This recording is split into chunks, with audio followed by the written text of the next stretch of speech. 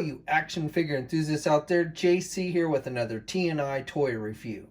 And today's review is in association with Tformers.com, your #1 news source for everything Transformers. And for today, I'm going to be taking a look at the brand new Transformers Siege War for Cybertron Apeface figure from Hasbro.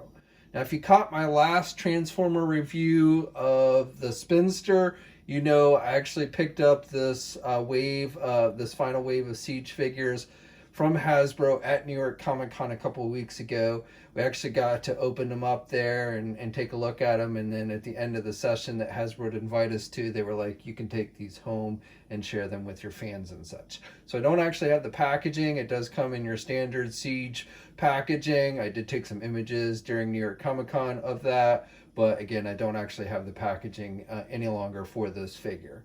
Now you also get an instruction sheet to show you how to go through all the transformations and everything. When you get him out of the packaging, he is in his robot mode, and then he can transform into a jet as well as a gorilla, hence the name Apeface.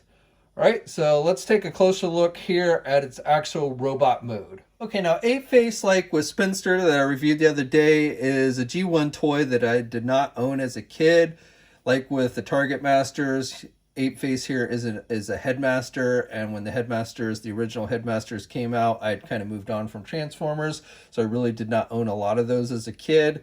But from what I've seen of the original G1 toy for Apeface, this seems to be pretty much in keeping with the basic designs. You know, his robot mode here, he's got, you know, a standard robot type head, and you've got the silver, metallic silver faceplate and the red eyes, and then the head itself is purple, which looks pretty good. This wave definitely is heavy with purple-like characters. So you've got purple throughout the figure. You've got the Decepticon symbol on his chest with the metallic silver. I like the sculpting detail on the chest there. And then you get some metallic silver wash periodically throughout the figure to give you that kind of scratched up battle damage look, like here on the legs and back here on the nose piece as well. So I like that detailing. And then his upper body here is a mixture of mostly this white plastic, and then you've got the purple and then some black here with some vents and such sculpted in there, which looks good. And he's got, again, here on the back, you've got the nose piece for his jet mode, and you also have the majority of his ape head. Now, like I said, this is a headmaster, and the head is actually removable and will transform into a robot itself. So you get the ape face on one side and the regular robot face on the other. And then you can transform him by pulling the legs down and the arms out. And if the head is facing towards the ape face, you do want to turn that so it's facing this way. And you get this little headmaster transformer. If I remember correctly, this guy's name is Spasm, but I won't swear to it. If I'm wrong, feel free to correct me in the comment section. But overall, nice detailing. You still get pretty much the ape face on the back there, but and his robot face on the back there. So from the back, it looks kind of funny, but from the front, you know, you get pretty cool looking little head sculpt, very tiny, but you can make out the silver eyes and the red face, and you can make out his arms and everything. He doesn't really have a whole lot of articulation. You can turn the head, and you can do the arms up and down, and you can do the legs back and forth, and that's pretty much it with this guy. Now, other accessories he comes with is a blaster, which is just done in black plastic, and you can put it in the left or the right hand, and you know, he does hold it nice and tight. And you can use the blaster in his other modes too, which I'll show you. And then you also get this piece in his robot mode. This acts as a shield, and you can put it on either the right or the left arm. He's got these holes here, and you just plug it in. And again, basically it's supposed to be a shield. And here's a look with both of his accessories attached. And, you know, I think, again, I like his robot mode. I think actually that's probably his coolest looking mode.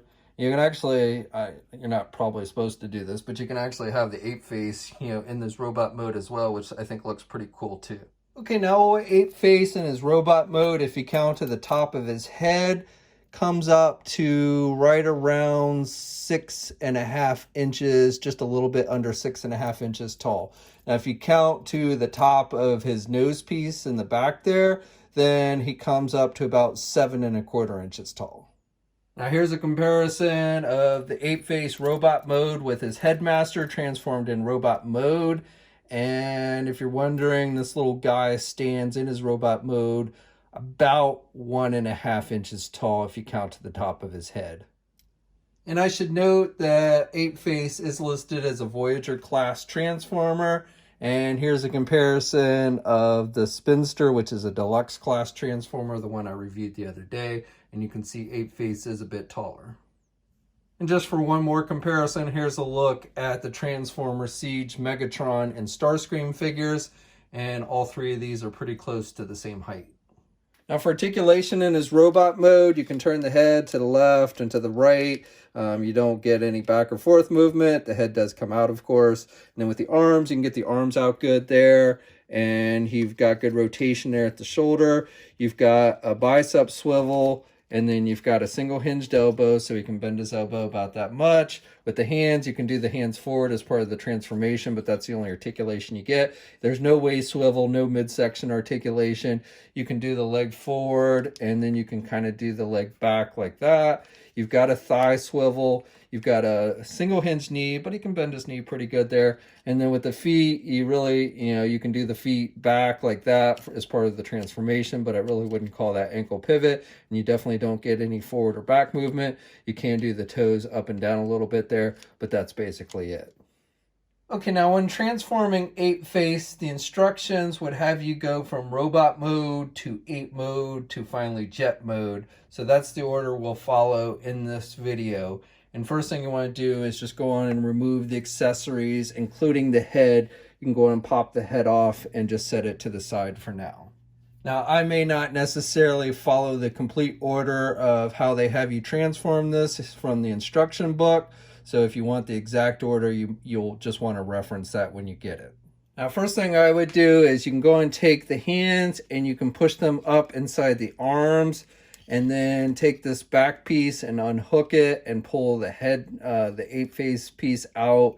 And then you can take these wings and kind of pull them out and unhook them from these top pieces, which are actually feet. Next, you can take the arms and just kind of fold them up and click them into place. These are actually going to be the back of the ape in his ape mode.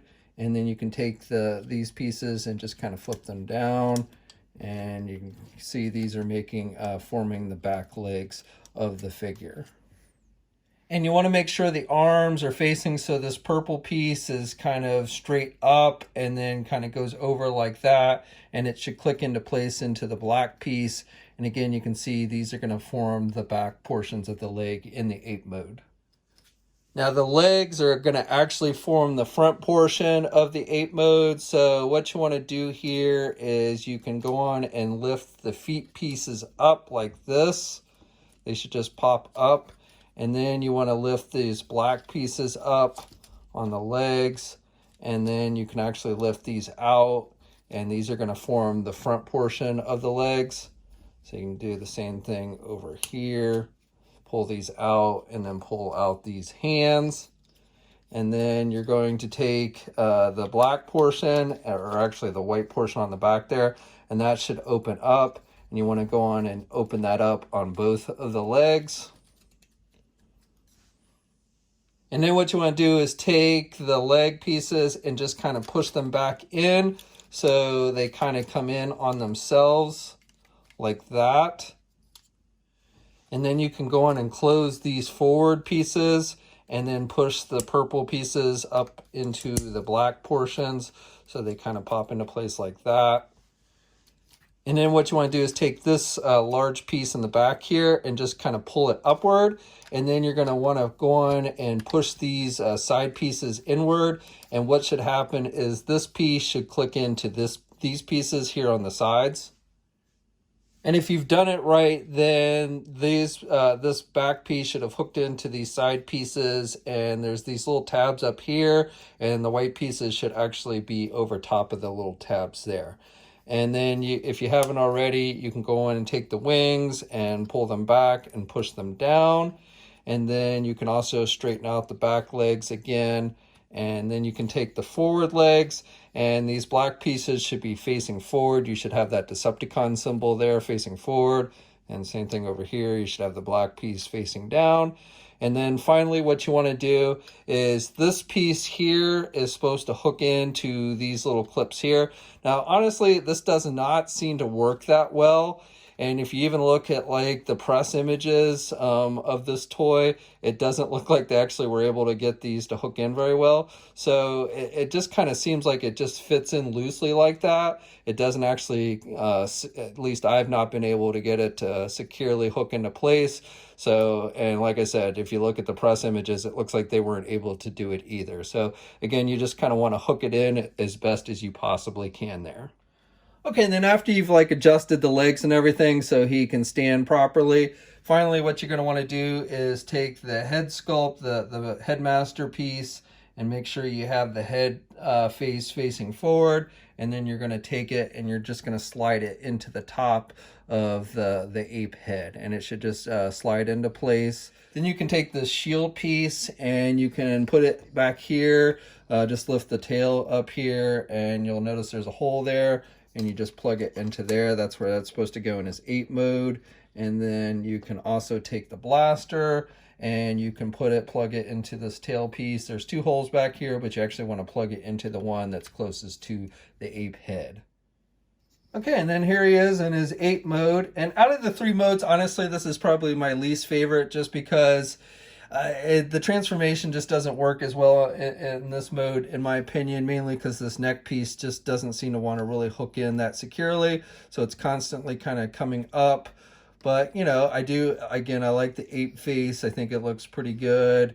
You know, and it seems pretty true to, you know, the G1 counterpart, so no complaints there. But, you know, again, seems to be pretty much in keeping with the G1 toy, the original G1 toy. So if you like that, then you'll probably will like this. Just be wary of this neck piece not hooking in very well. Now for articulation in this mode, you can do the head all the way down and he can look straight ahead. You'd have to unhook the neck piece if you want him to look up. And then, of course, you know, again with this piece, when you unhook it, then the whole midsection kind of starts to kind of come unhooked and everything, which is really the big pain there. And then with the arms, you can do the arms, the front arms, I should say, back and forward. You can rotate them all the way around. You can actually get them out pretty good. You've got an elbow joint, really can't go much forward than that, but can bend backwards pretty good there. And then you also have articulation with feet or hands, whatever you want to call these. You've got the up and down movement there, so that's pretty good. And then you really don't have any midsection type articulation. You have the back legs, which you can turn back and forth, and you've got the feet, which you can do back and forth. You've got a knee joint up here, so that gives you some movement, and same with this side. And that's pretty much it as far as articulation in this mode. Now, Apeface in this mode is about, if you count to the top of his head, about 5 inches in height, and his width is, if you count to the back of his wings, is, I'm going to say, between 6 and 6.5 inches. So, and he's actually a little bit taller if you count to the top of his gun there. So that comes up to about close to 5.5 inches in height. And here's a comparison of the Transformers Siege Megatron with Apeface in his ape mode. Okay, now to transform him into his jet mode. So once again, you want to go on and take out the accessories, the cannon and the shield piece back here. You want to unplug it. And then also go on and remove the head, the headmaster portion of the head for his ape mode. And then once you've done that, you can go on and just unhook the head piece and pull it up if it hasn't already. And you can kind of pull that out like that. And then what's going to happen here is the ape head is going to actually go into the nose cone, which is, you know, the front of the jet.